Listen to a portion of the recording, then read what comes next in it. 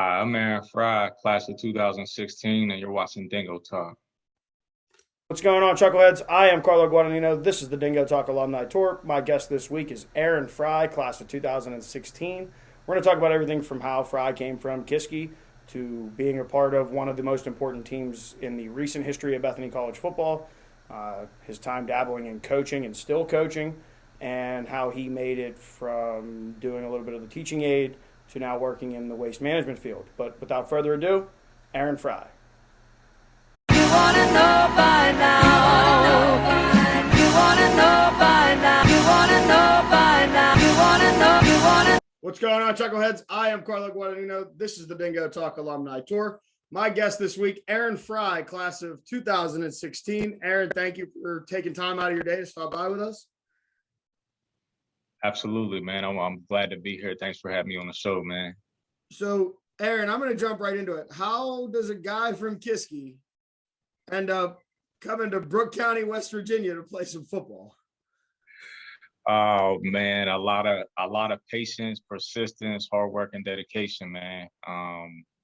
Obviously, on my end of things, it was actually a real challenge. I didn't really come out of high school and start playing football right away. You know, I had to take a step back, and I had to tell the recruiters that were recruiting me at other schools, like, hey, you know, I think I'm about to go to community college for a year.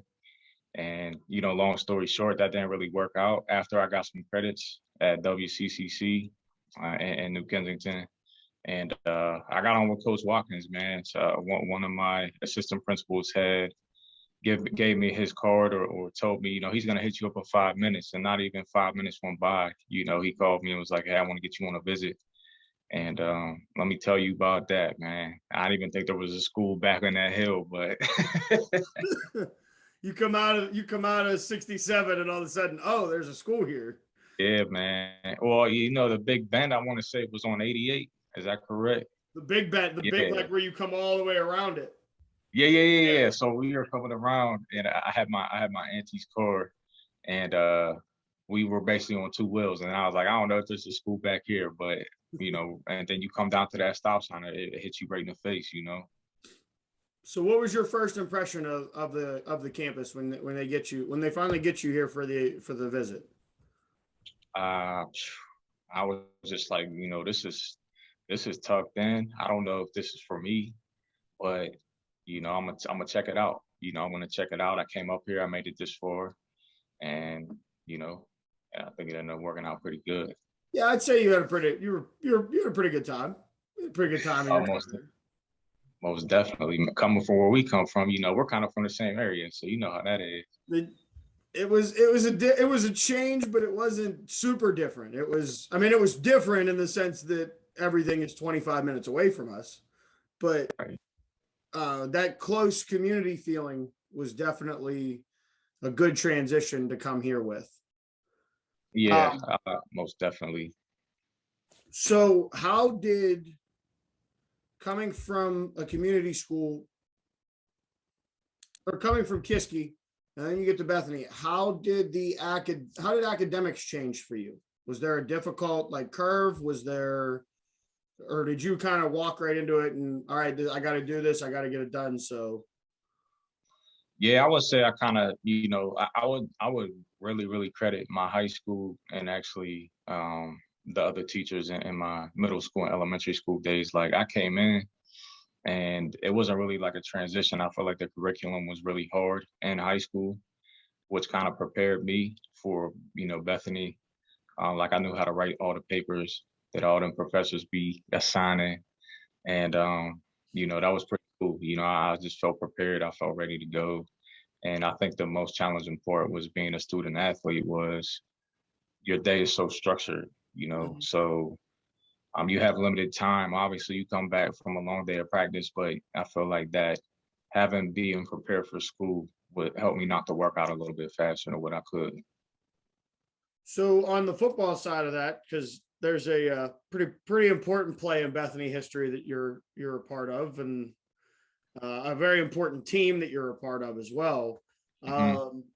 From the time you got to Bethany till you graduated, what would you say the changes and improvements and just general feel football wise that was here with you guys? I mean, you had the core group. Yeah, most definitely. I mean, I can remember on our visit when I came up here, that was one of the biggest recruiting classes in Bethany history. I want to say they brought in like over 120 freshmen. Mm-hmm. And that year, it was like, they were preaching like, it's hard to play. We got a good team this year. This is probably the best team in Bethany College history. So it was like, okay, we're all coming in, we're trying to learn. And obviously, I think we underachieved that year. But going in next year, them core group of guys, I mean, most of our starting defense and offense consisted of sophomore, freshmen, and juniors. Mm-hmm. So we knew what we had to do. We really came together. We had some big wins, man, that basically pretty much changed the program. And that interception that you had talked about in that game versus W&J, there was a significant amount of plays that nobody really talks about. So, I mean, I can remember that night, and you remember, you were on the set. So, the fog laid over the field. It was a rain delay, but Coach Garvey had said, like, he was preaching all week, like, this is a program-changing game. We're not the old Bethany that used to go 0-10 or 1-9. And, we ended up pulling that out. And you could I felt like that was a turning point. You could you could feel the transition. And, from that point on, when that win comes, it's in the midst of, I believe that's Garvey's first year. Yeah, that's his first year. Yep, as the head man. The season itself doesn't necessarily go the way you guys would have wanted it, just in the sense of win-loss, but it was definitely that game. And most of the games that season, I mean, you guys were, I know the Westminster game, the Westminster, the year, I believe it was like 9-3 or something like that. And there was a blocked punt at the end of the game that gets Westminster the win. But I know that those, like the W&J game, I believe Waynesburg that year and St. Vinny were the three that it was like, oh, when this team puts it together. Because that W&J game, the part that people forget is, I believe the final score is 27-24. I think it was, 24 to like 19 or something like that. And the 24 points had all come in the first half. I mean, the offense came out and just moved the ball, and the defense did not let W&J breathe. And then it was a second half, all hands on deck. I mean, it got a little dicey. Yeah, it did. We a couple plays that went south, and I can remember, like, hey, they pretty much exploited our weaknesses. They made good adjustments. And we just came out, man, and we just finished the game. That's basically what we had to do. And it was kind of it was edgy, because they were driving. I think they were on like the 10. It was like first and goal or second and goal. I think it's second and goal with like 9 seconds left or something like that. Yeah, and so they kept trying to pick on Shannon. Shannon Scott was over there, I think it was. Don't pick on Shannon. And they kept running this one play, and they got us on it earlier. I think it was the previous touchdown that they had to pretty much put them within striking distance. And so, coaching credit to Coach Watkins, good defensive call. And I was able to be free and get over there and pretty much seal the deal, man. So being a part of that, your academics, what was the social aspect like for you? The social was really good. I mean, everybody, obviously, man, small world, small bubble. Everybody knows everybody. So, you're putting in work every week. You're seeing the same people. You're talking to your professors. They're always asking you questions, seeing what your mental is like. And, if you end up having a problem, actually, you can pretty much go to anybody on that campus. And, that's the pretty good thing about Bethany, man. Any wild stories you want to tell us about? Any wild? I don't want to get you in trouble. I just want to know if there's any stories you can recall that you would like to tell us about. Nah, I mean, just the memories, man. Just, I just feel like every day was just a grind, man. Whether it be in a locker room, that was just, sports and, having good roommates and good people around you every day. Like there's endless memories. And when I come up there every time, it's like, man, it went so fast. It just went so fast, man. And, I spent 6 years up there, and thankful enough Coach Garvey had let me get on there and be a coach. So 6 years spent up there was well spent, man, with a lot of good people and just a lifetime of memories and friends. So that, I think, is a good place. We'll take a little bit of a pause because I want to get into Aaron Frye, the coach. We comp together, so I want to get into Aaron Frye's comps, and then I want to talk about what you're doing now. For sure. We're going to take a break. I am Carlo Guadagnino. This is Aaron Frye, class of 2016. I do have to send it to that guy that makes breakfast sandwiches and has T-shirts and all the other things, because if he doesn't have it, you don't need it. Chambers General Store. If you've come to Bethany and not gone to Chambers, you didn't actually go to Bethany. So make sure you stop in and see him. Again, this is Aaron Frye, class of 2016. I am Carlo Guadagnino. This is the Dingo Talk Alumni Tour, and we will be right back.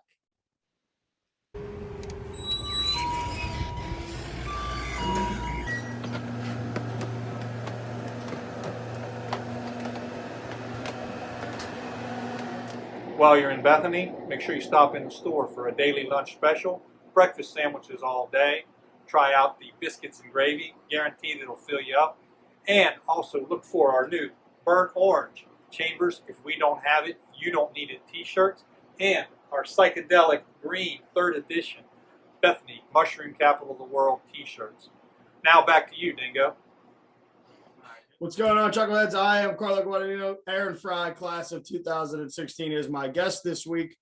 We left off, Aaron was talking about what this place kind of, everybody, he's the same sentiments that everybody else that's so far been a part of the tour that they've said. You can't really, correct me if I'm wrong, you can't really describe Bethany to somebody without them being here for some aspect of it, either to see the academics or be here on a Saturday night for a party or whatever it was back in our time. I think that just sums it up, is that we're like a private club that you have to pay like 40 grand a year, but like, it's cool. It's a time.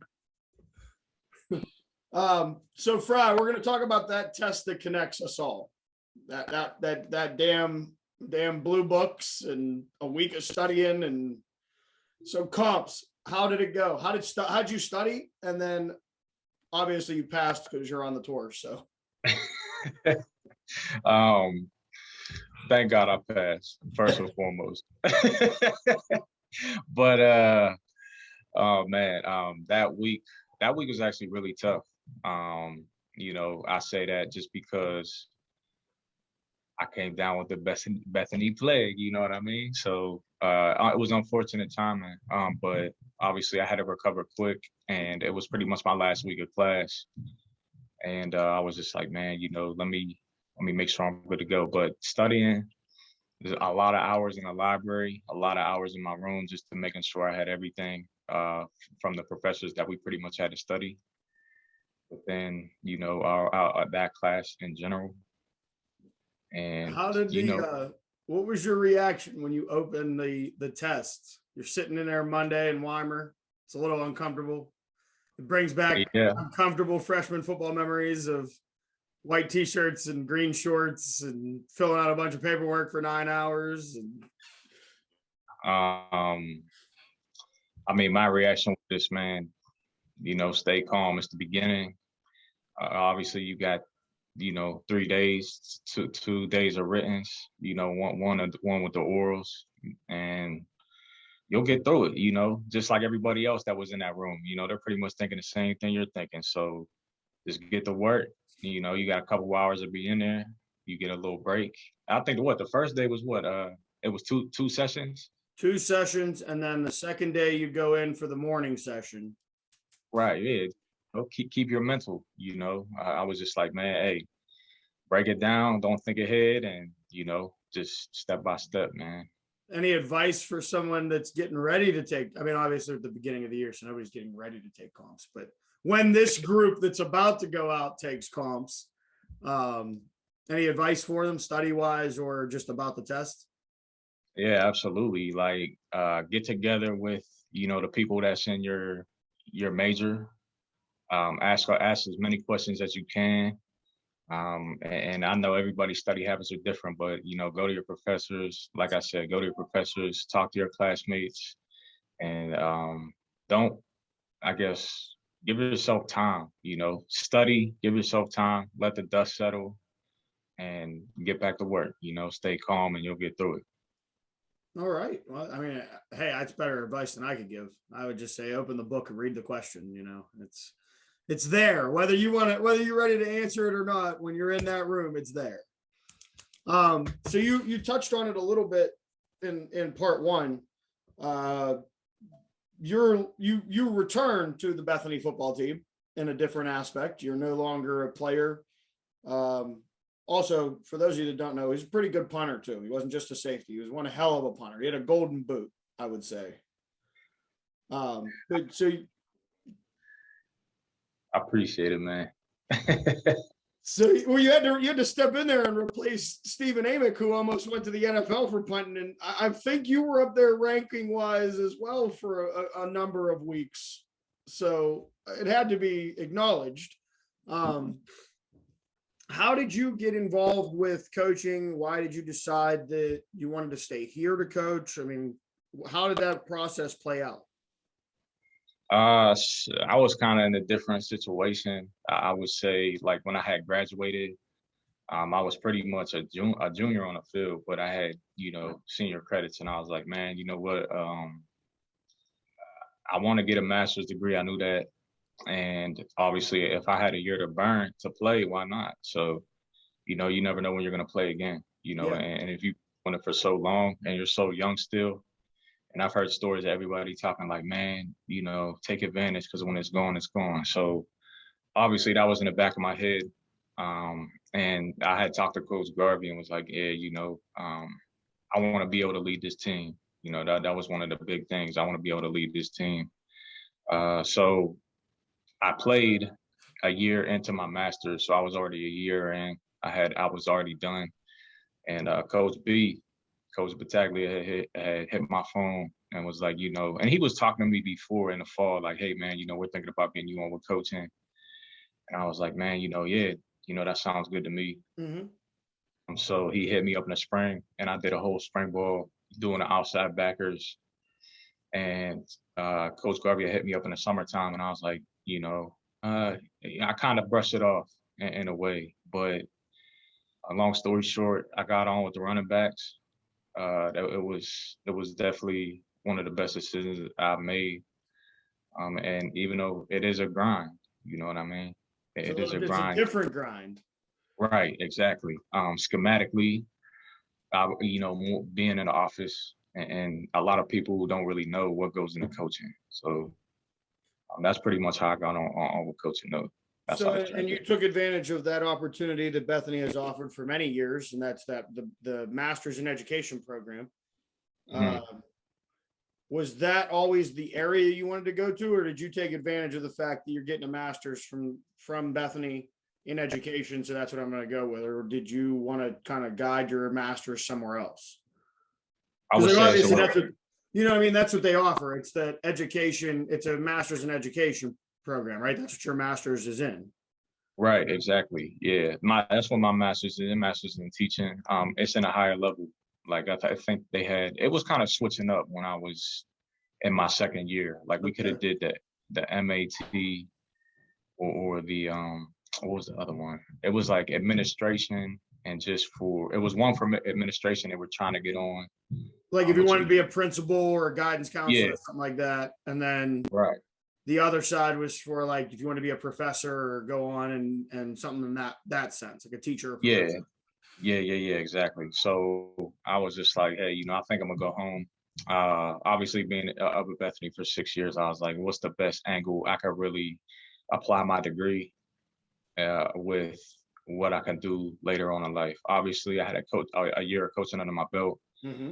And ironically, you know, Aiden Albert, his dad was coaching at Kiski. So I was in the talks with him. He was like, "Hey, when you get home, let me know."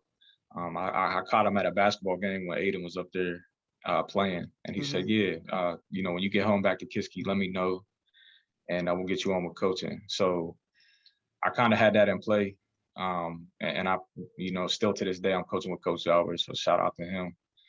Um, but with the education aspect and the degree that I was about to get, there was some positions open at Kiski. So I went home. He knew a guy who was doing like so I went home, got in his office. He was like, "Yeah, man, I'm glad you're here. You know, there was a position for you." So I was, you know, thankful for that. And he told me, "Hey, you know, I knew I wanted to do something within the school district." So I got on as a teacher's aide, and I got on with basically like a teacher's firm that had like hired substitutes in. So Okay. yeah, that's what I was doing for the first 2 or 3 years when I got home. So COVID hits, Mm, and we were talking about this during the break. COVID hit, and it was just time for Friday. It was a change coming. It was just hmm getting to be. You want to talk about that a little bit? How did you end up now where you are? Still coaching at Kiski, but moving. hmm To Beaver County.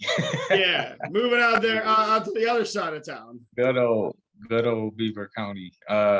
Man, COVID, you know, was, I mean, it was hard for everybody, you know. I guess, you know, some people maybe benefited, some people maybe didn't so much. But it put me like it put me in my mind to where like, man, you know, maybe teaching isn't really something I need to be into right now. Mm. You know, not to say like it was hard, but you know, I felt like there was definitely more there was something more out there for me. So I tried to get into sales a little bit. I was doing life insurance for a little bit. It didn't work out, and then I actually, let me see, around that time I actually moved away from home, which Mm-hmm. is, you know, hey, I feel like it's time to get out. I had enough money stacked up, and I was doing sales, and then I actually got into another school district or a charter school for a little bit, and it was all right, you know. But I ended up taking another job with Roadrunner Recycling, which is a waste and efficiency firm over there in Pittsburgh. And Yeah. ever since then, I've been doing that. Been doing that now for about what, 4 months, 4 or 5 months. And what goes into your day to day, your business sales? You're trying to save different companies from whatever they might be paying for their service. You go in and try to find where they can save money.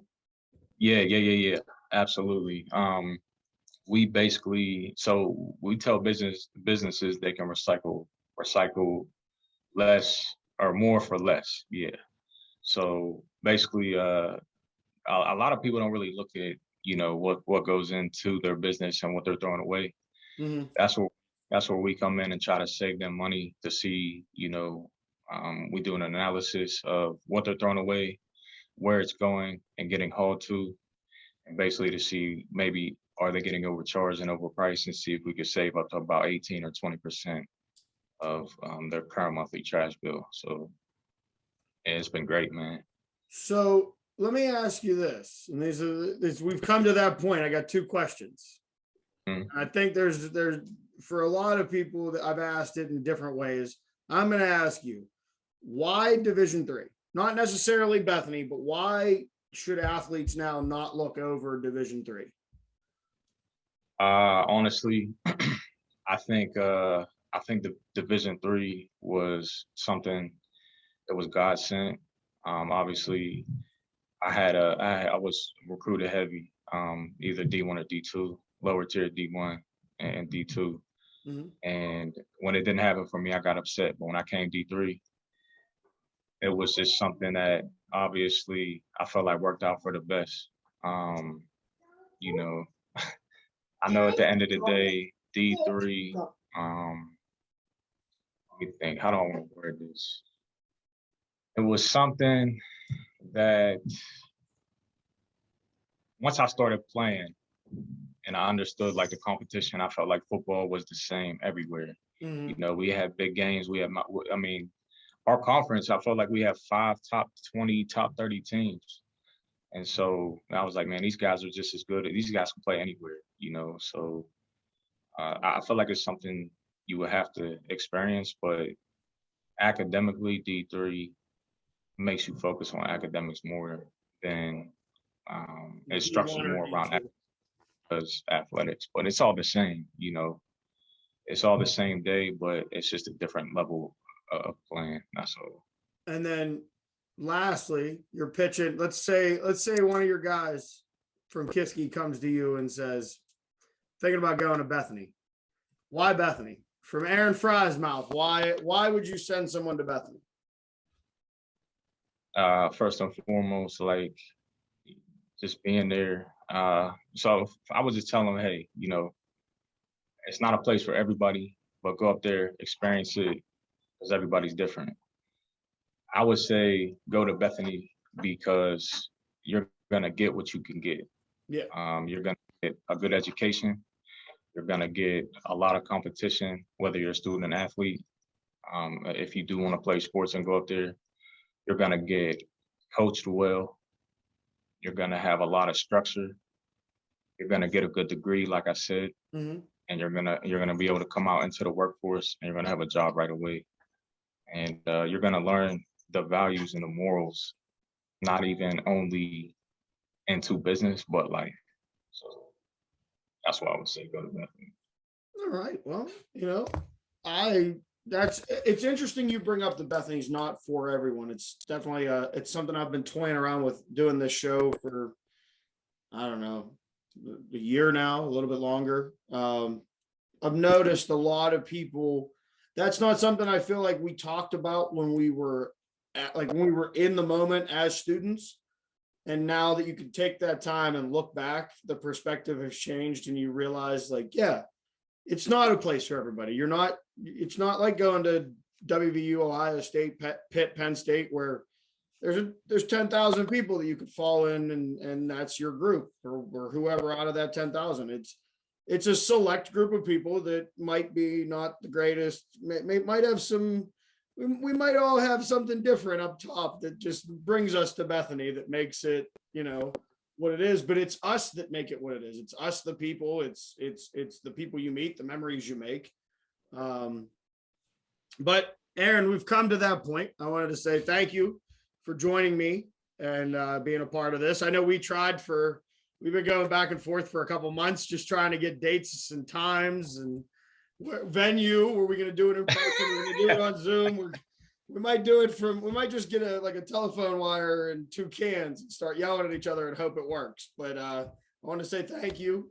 Good luck with the rest of this year and congratulations on moving in with your girl and it being a 1-year thing. Appreciate it, man. Carlo Guadagnino. This is the Dingo Talk Alumni Tour. Aaron Frye, class of 2016. Make sure you hit like and subscribe to the YouTube channel here. And we will see you next Thursday at 10 a.m. Chuckleheads.